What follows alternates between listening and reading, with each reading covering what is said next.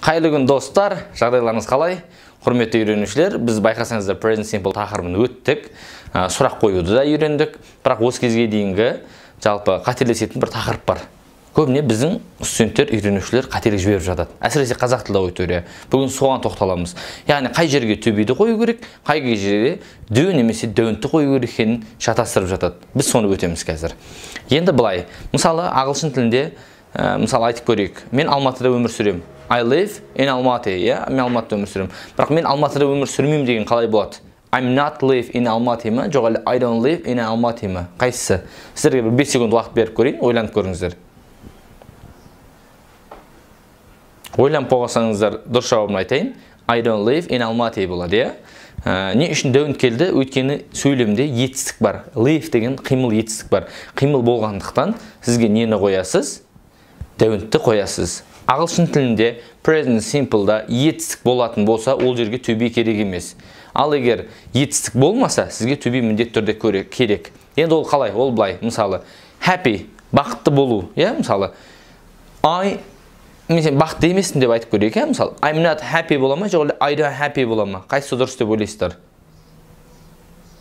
I'm happy болады. Өйткені happy, мысалы, I happy-ді қоясыз. Қимыл бар ма, жоқ па? Ешқандай қимыл жоқ. Мен бақытты болып қалды, екеуін байланыстыру үшін емеспін дегенді қою үшін to be-дің am not формасында жүреді. Өйткені сөйлемде не жоқ? Етістік жоқ. Сонда бірінші ажырататын ерекшелік сөйлемде етістік бар, немесе жоқ екеніне қарауымыз керек. Кеттік, ары қарай дәл осылай жұмыс жасап көрейік. Сонымен мен сізге бір тізбек жіберем, список жіберем, яғни сөздердің қатарын. Сол қатар сізге көмектесетін болады. Кеттік, жасап көрейік. Енді қараңыздар. Мысалы, сен шөлдеп тұрсың ба деген қалай болады? Do you thirsty? Немесе are you thirsty? Қайсысы дұрыс? Are you thirsty болады. Өйткені thirsty деген шөлдеу мағынасында. Яғни ол қимыл деп қарамау керек ағылшын тілінде. Ағылшын тілінде бұл сын есім.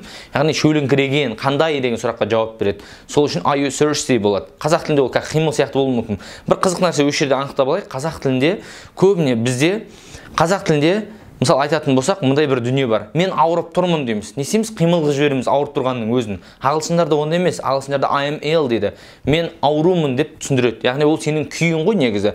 Мысалы біздің қазақтар қалай айтады? Менің қарным ашып тұр деп етістік қыламыз. Негізі ағылшындарда қалай болады? I am hungry. Яғни ол сенің күйің. Сол үшінде ол сөздер сын есім болып табылады ағылшын тілде. Соны шатастырмайық. Давайте қазір мен сіздерге бір сын есімдердің қатарын беріп алайын. Одан кейін сіз шатаспайтын боласыз. Окей, осы есімдердің қатары мыналар. Hungry. Hungry деген қарны ашу, бірақ ол сын есім. Сондықтан да ол қимыл деп ойламаңыз сіз. Hungry деген қарны ашу деген ол сын есім. Яғни ол to be-мен жүреді. Одан кейінгі үйреткім келетін сөз sad. Sad деген мұңды болу. Яғни мұңды болу десеңде қазақ тілінде бір етістік сияқты болады, мұңды деп түсінген дұрыс болады. Яғни ол да сын есім. Сол үшін бұл to be-мен жүреді. Есіңізде болсын. Sad. Happy, бақытты. Сонда мен бақыттымын деген қалай болады? I am happy, бақыттымын деген мағынаны береді.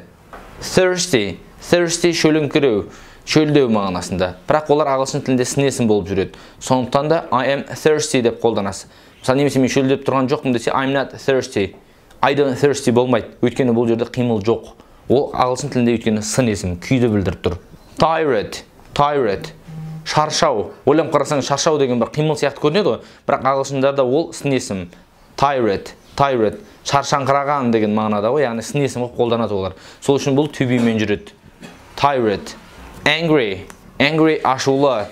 Мысалы біздің қазақтар ашуланып тұрмын деп етістік қылып жібереміз ғой. Көбіне жалпы ағылшын тілінде ол ашулы деген мәнде жүреді. Яғни сын есім. Angry. Ашулы. Angry. Мысалы ол to be-мен жүреді. I'm angry. Мен ашуланып тұрмын. My father is angry. Менің әкем ашуланып тұр.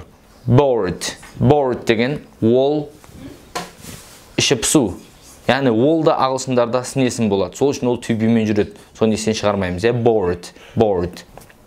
Hot. Яғни ыстықтау мағынасында. Қазақ тілінде мен ыстықтап тұрмын деп етістік қыламыз ғой. Ағылшындарда ол сын есім. I'm hot. Мысалы, ыстықтау мағынасында. Cold, жаурау мағынасында. Бұл да ағылшындарда сын есім. Яғни оны to be-мен қолданамыз. Мысалы мен жаурап тұрмын, I am cold. Мысалы сен жаурап тұрсың болса, you are cold. Яғни айырмашылық осыда. Енді дәл осы сөздерді қолданып мен сұрақтар қойып көрейін, сіздер жауап беріңіздер, иә? Былай. Мысалы, мен офиста жұмыс жасамаймын. I don't work in an office, немесе I'm not work in an office. Ойланып көріңіз, қай вариант дұрыс? I don't work in an office болады. Өйткені ол жерде не бар? Қимыл бар. Бізге төбе қай кезде келетін еді? Қимыл жоқ жерде келетін еді. Соны мән береміз, иә? Тағы бір мысал айтып көрейік, мысалы. I'm not thirsty, немесе I don't thirsty. Қайсысы дұрыс болады? Thirsty дегеніміз ол сын есім. Сын есім болған үшін I'm not thirsty болады. Яғни ол өйткені қимыл емес, ол шөліңкіреу деген ағылшын тілінде сын есімді береді. Достар, жалпы сабақ түсінікті болды деп ойлаймын. Төмендегі тапсырмаларды орындаңыздар. Сол кезде ешқашан ағылшын тілінде сөйлеуден шатаспайтын боласыздар.